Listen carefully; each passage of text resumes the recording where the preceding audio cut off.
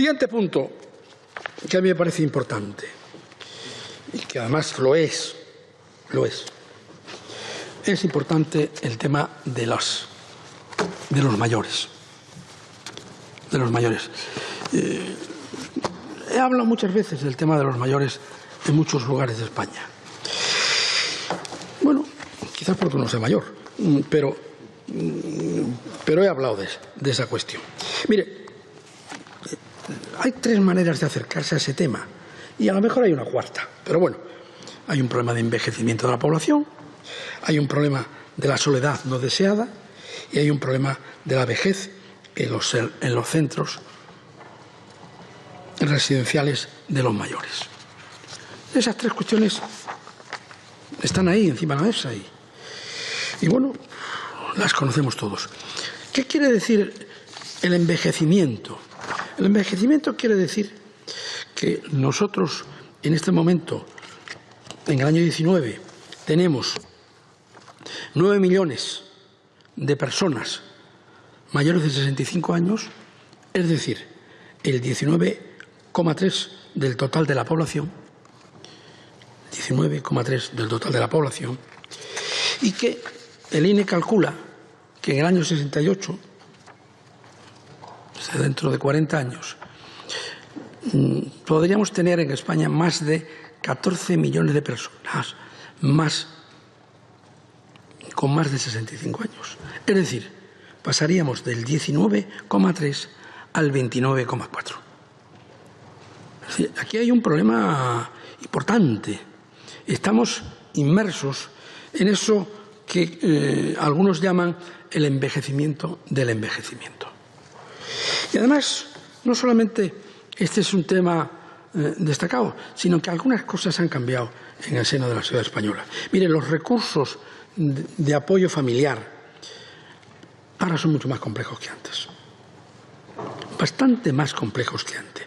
Hay una nueva forma de convivencia, hay distintas modalidades de familia, hay una composición de los hogares que ha cristalizado en los últimos decenios y que es sin lugar a duda un hecho novedoso que desde luego va a dar origen a cambios serios en la atención social. Segundo tema, el tema de los ancianos. El tema de los ancianos, bueno, nosotros le llamamos aquí, y no me parece mal que se le llame así, que es la soledad no deseada. La soledad no deseada es en alguna medida un hecho desconocido en España. No tenemos una radiografía precisa del alcance del problema de la sociedad no deseada. Carecemos, en este caso y en otros muchos más, de datos sociales globales, digamos, localizados geográficamente. Hay ONGs, Médicos del Mundo, Cruz Roja, Cáritas, el Teléfono de la Esperanza, que dicen que ellos atienden a una serie de personas a las que identifican claramente como personas que viven solas. Dicen una cifra que yo no voy a decir, porque me parece que no debo decirla, pero vamos, una cifra significativa. Bueno, ¿y cuál es el problema? Bueno, yo creo que estamos ante personas mayores que han perdido su pareja, su familia, sus amistades, sus contactos laborales y sus relaciones sociales. Muchas son personas con pensiones que no les permite vivir con dignidad y que padecen alguna discapacidad.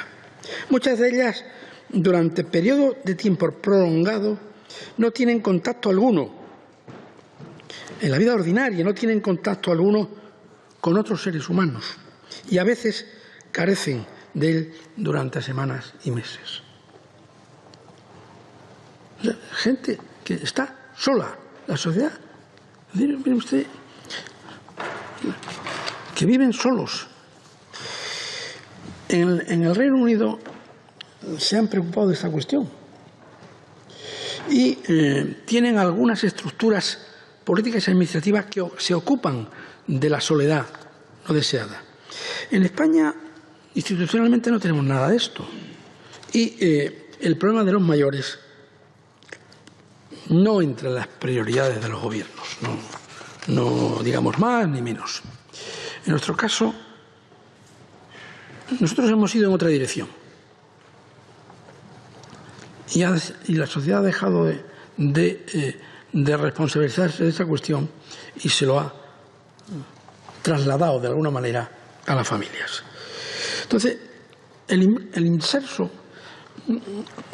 ha hecho algunas aproximaciones a esta cuestión y dice, ¿por qué ocurre esto? Bueno, pues ocurre porque hay dificultades de adaptación a la jubilación. Cuando uno se jubila pierde capacidad adquisitiva, y eso se nota.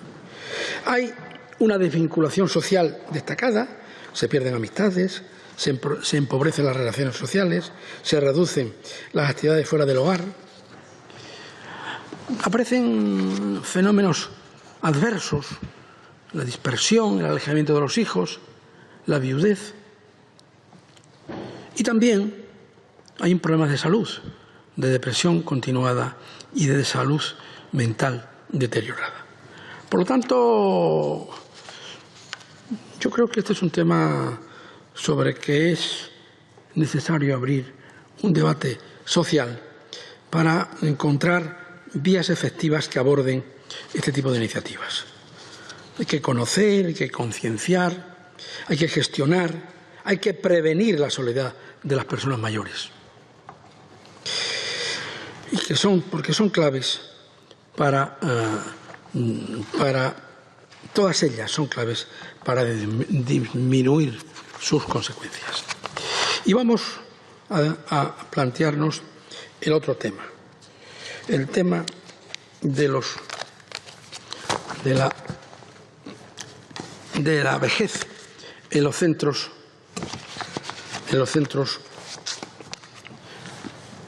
residenciales. Nosotros hemos hecho, a nosotros nos gusta venir aquí y darle algún material a ustedes para que se informen de lo que nosotros vemos. Y nosotros hemos hecho un documento este año que está en el libro gordo de Petete, es decir, que está en el ejercicio del 19 y que dice así: atención a las personas mayores, centros residenciales, en el informe anual del Defensor del Pueblo del año 19. Esto es una reflexión que hemos hecho y que, sinceramente, hemos querido venir aquí por muchas razones, pero hemos querido venir aquí para decírselo. No por otra cosa. Hombre, ¿cómo se gesta este documento? Pues de una manera muy breve. Esta es la forma que nosotros tenemos de trabajar.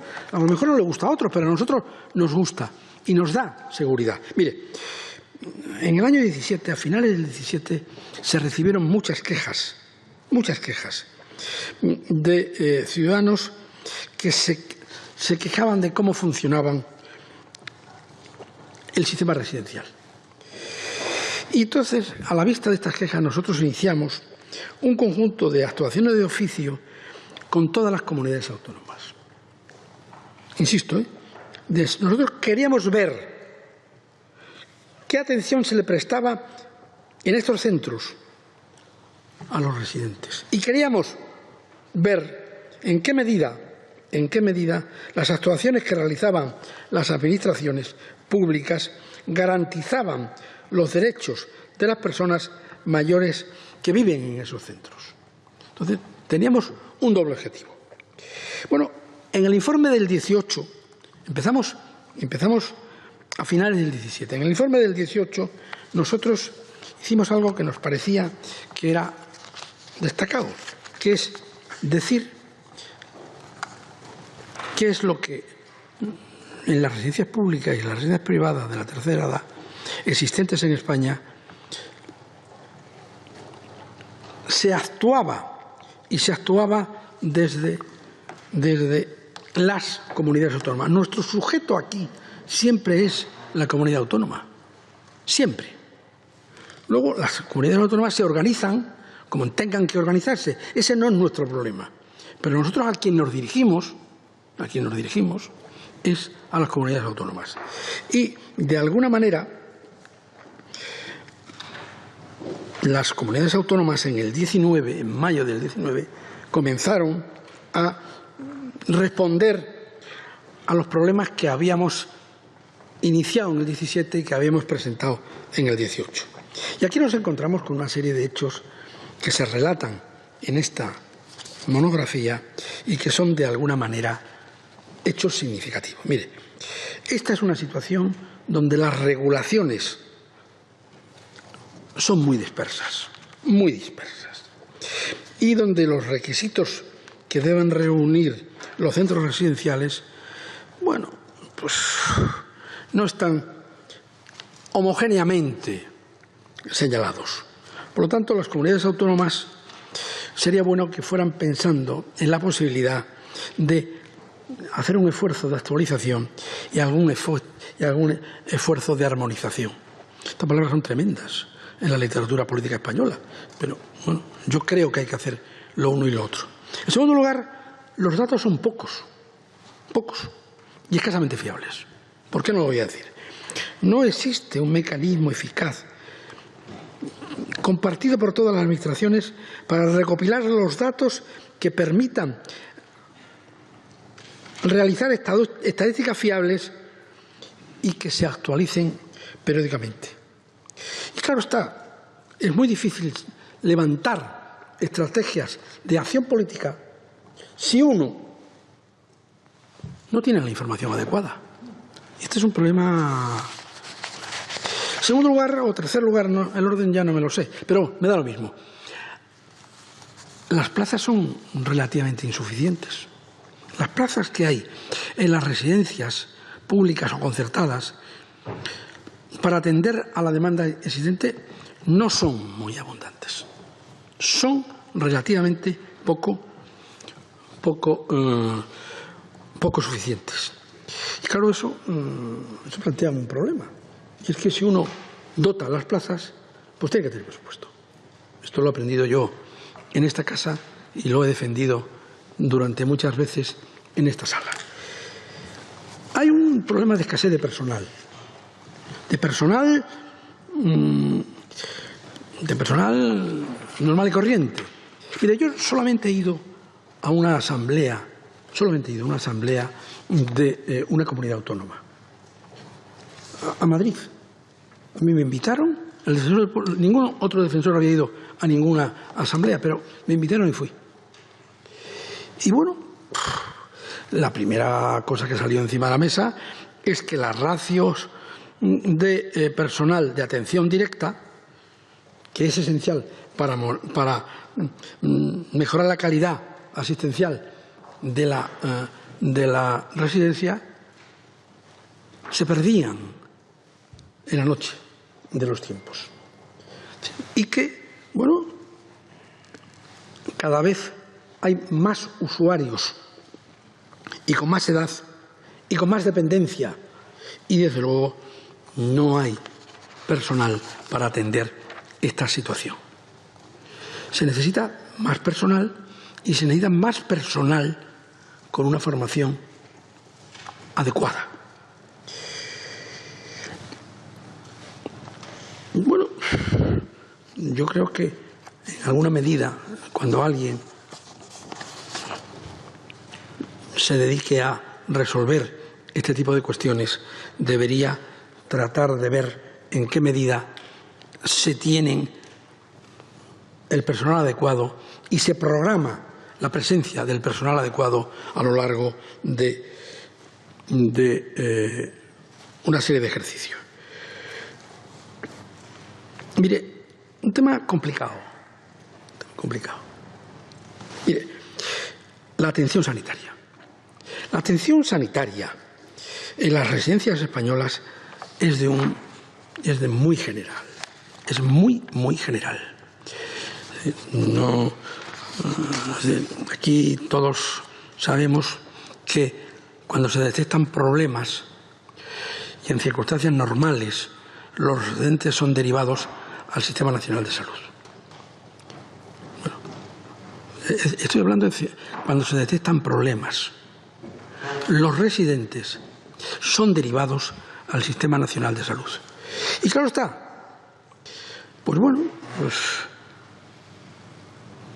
lo razonable sería que este tipo de centros contaran con una estructura médica y de enfermería más amplia y más extensa para atender a unos dependientes, a unos residentes que necesitan más atención cada ejercicio.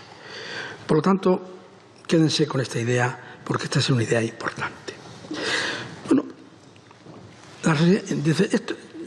todo lo que he dicho tiene que ver con la organización más bien médica y asistencial. Pero luego hay otro problema. Es decir, oiga, ¿quién inspecciona las residencias?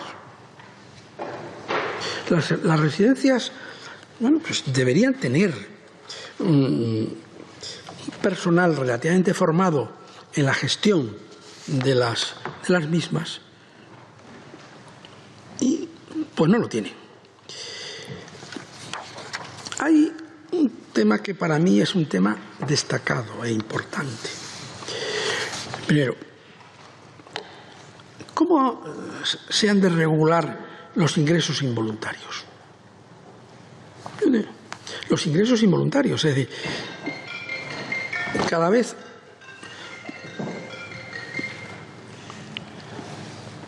entran allí en las residencias personas que tienen algunas dificultades y que debería ser objeto ese tipo de entradas de una disposición normativa relativamente importante. Nosotros nos hemos atrevido a decir en el informe del año 19 que hay que aprobar una ley orgánica que concrete las limitaciones de los mayores con graves problemas de salud o con deterioro físico y mental destacado. Este es un tema importante. Esta es una de las cosas que dice el documento del 19 y que está puesto ahí porque nosotros queremos decirles a ustedes, que son los que hablan y los que tienen el control de las leyes, que este tipo de cosas hay que planteárselas. Bueno, por lo tanto, en tanto eso ocurra, no se aprueban leyes orgánicas de la noche a la mañana en ningún parlamento, y menos en este, y con los problemas que existen aquí para aprobar leyes. Entonces, bueno, sí. Entonces, bueno, pues habrá que establecer algún tipo de criterio para que estas cosas se resuelvan adecuadamente. Otro tema importante, que ocurre en las residencias y que ocurre en otros centros de privación de libertad, del cual un día vendré a hablar, de los centros de privación de libertad en España, que tienen mucho problema. Mire, yo creo sinceramente que todas las comunidades autónomas, yo lo creo sinceramente, dicen que deben minimizarse la utilización de las sujeciones físicas y que solo deben aplicarse en ausencia de medidas alternativas. Dicen además, y dicen bien, que la aplicación de las sujeciones físicas o de las sujeciones mecánicas, que también se dice por ahí, deben hacerse bajo prescripción facultativa y tratando de proteger la salud del afectado,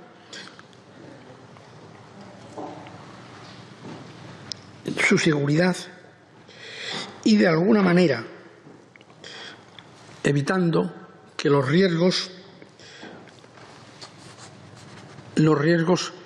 sean excesivos. En cualquier caso, este tipo de sujeciones, hombre, deberían ser comunicadas a la autoridad judicial. Por lo tanto, es necesario un compromiso real y efectivo de las administraciones competentes con los centros residenciales, con los profesionales, con los usuarios, con las familias, para lograr una atención adecuada en esta cuestión.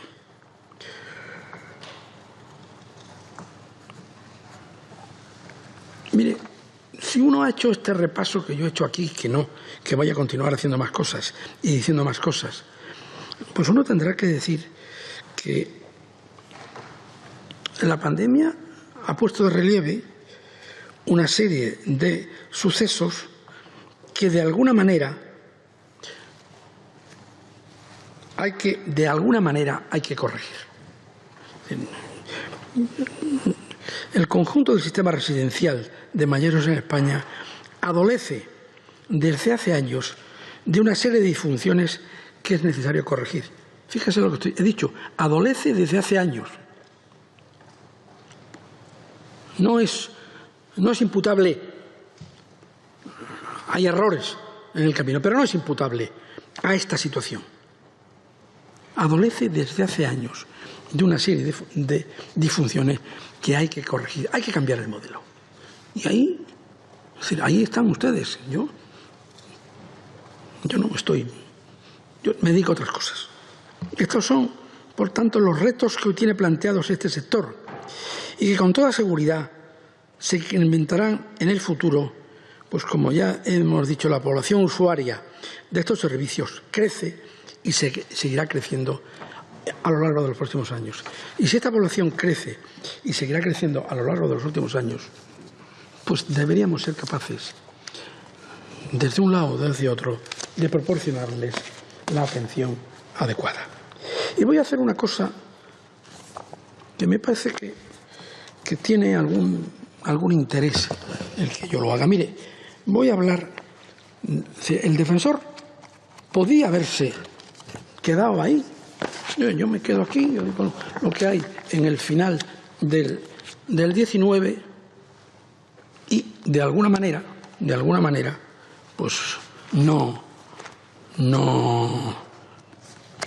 me meto en otros vericuetos. Bueno, nosotros hemos hecho dos cosas de las cuales hasta ahora no lo habíamos dicho, pero lo decimos aquí. Mire, nosotros hemos hecho actuaciones residenciales en residencias a lo largo del 2020.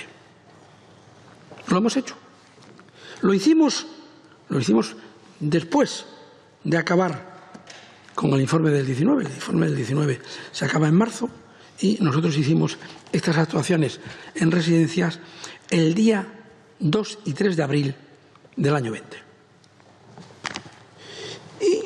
Y abrimos actuaciones de oficio con todas las consejerías de Sanidad y con todas las consejerías de Política Social de las comunidades autónomas.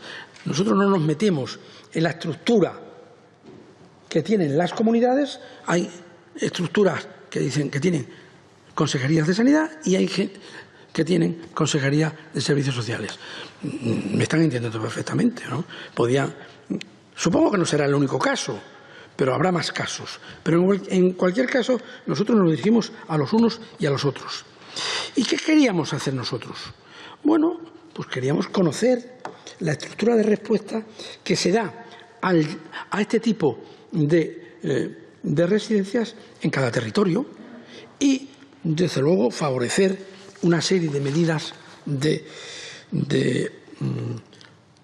coordinación que ayudaran a que las cosas fueran mejor.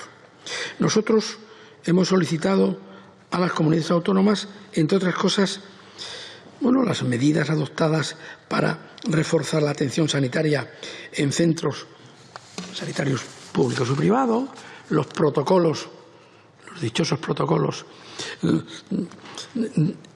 seguidos en el ámbito de la derivación de residentes a centros hospitalarios, las dificultades que han tenido para la atención de los residentes que están en espacios separados, las medidas de protección de seguridad de los trabajadores, las medidas para facilitar información rápida y transparente a las familias Y desde luego las medidas para que de alguna manera los residentes puedan tener un contacto con sus familiares a lo largo de, en alguna medida, a lo largo de los últimos meses. Pero hemos hecho más. Hemos hecho más. Bueno, hemos hecho más porque creíamos que nosotros podíamos hacer más. ¿Y qué hemos hecho? Pues mire usted, si esto lo hicimos el 2 y el 3 de abril del 20, el 24 de abril del 20 hicimos una serie de recomendaciones. Esta casa tiene ese privilegio, la de poder recomendar. Nosotros recomendamos a las administraciones residenciales, a las comunidades autónomas, fundamentalmente. Nosotros no nos dirigimos a las corporaciones locales. No, nosotros nos dirigimos al gestor y le decimos, oiga, mire usted, pues sería bueno que usted se preocupara de algunas cosas. Y bueno, pues hemos hecho una carta extensa a una petición que se nos hizo desde una comunidad autónoma en España, y nosotros le hemos contestado a esos señores, porque tienen derecho a pedirnos algunas cuestiones, y nosotros tenemos derecho a solicitar que nos proporcionen alguna información. Y nosotros lo hemos hecho. Nosotros no nos escondemos, hombre. Lo único que pasa es que nosotros tenemos nuestra forma de trabajar, y entonces, como tenemos nuestra forma de trabajar, nos sentimos cómodos trabajando de esta manera, se lo digo sinceramente, nos sentimos muy cómodos. ¿Y por qué no decirlo? Estos 2 años donde aquí ha costado acceder por una serie de circunstancias que no ha lugar, nosotros nos hemos defendido externalizando nuestro trabajo y diciéndole a la sociedad española lo que hemos hecho. Y estamos satisfechos de la acogida que hemos tenido por parte de la sociedad española. Por lo tanto, aquí cada cual tiene que saber lo que hemos hecho. Hombre, por ejemplo, yo creo que nosotros tenemos que tendríamos que tratar de averiguar cuál es el problema de los suministros de equipos de protección individual para el personal, que ha sido un tema importante, el tema de las pruebas diagnósticas a todos los residentes y al personal del centro, que es un tema importante.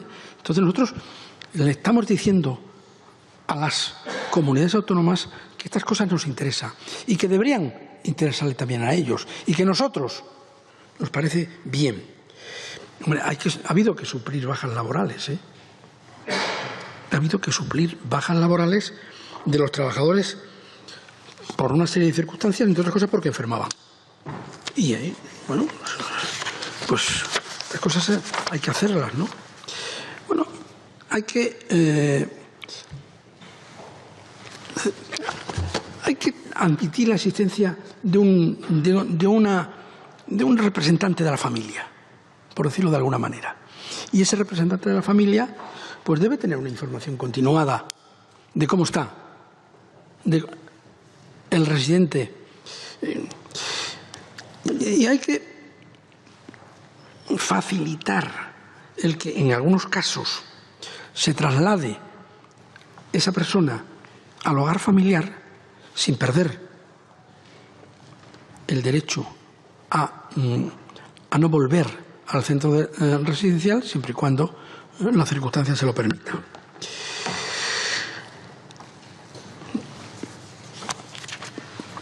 Hay algunas cosas de esta naturaleza que a nosotros nos parecen relevantes. Oiga, mire, nosotros sí creemos que hay que humanizar el final. Hay que humanizar el final. Y esa humanización del final tiene que hacerse con muchísima dignidad. Entonces, este tipo de actuaciones de alguna manera, se tienen que llevar a cabo de una forma relativamente razonable. Y las sugerencias que hemos hecho son 12. La última, me lo van a permitir que la diga, la última viene a decir que debe procurarse, si así lo solicita el enfermo, la atención espiritual al residente según sus creencias. Entonces, bueno, ese es el trabajo del defensor. Ese es el trabajo del defensor. Por lo tanto, cada cual con nosotros puede ser exigente. Pero con nosotros cumpliremos la ley. Cumpliremos la ley. Si la ley dice que el trabajo del defensor es la supervisión, es la supervisión. Y para que sea... Es que yo he sido 29 años diputado. Y yo controlaba y defendía a mi gobierno. Entonces... No, me perdone usted. Yo controlaba y defendía a mi gobierno. Me tocaba a veces controlarlo y me tocaba otras veces defenderlo. Le podía contar alguna anécdota de qué hacían en algunos partidos europeos, que eran las mismas personas y unas veces estaban en la oposición y otras veces estaban en el gobierno. No, mire usted, yo esto sí lo sé hacer. Ahora, la ley dice que yo superviso. Punto. Bueno, pues eso es lo que hemos hecho en materia de un tema relativamente difícil y escabroso.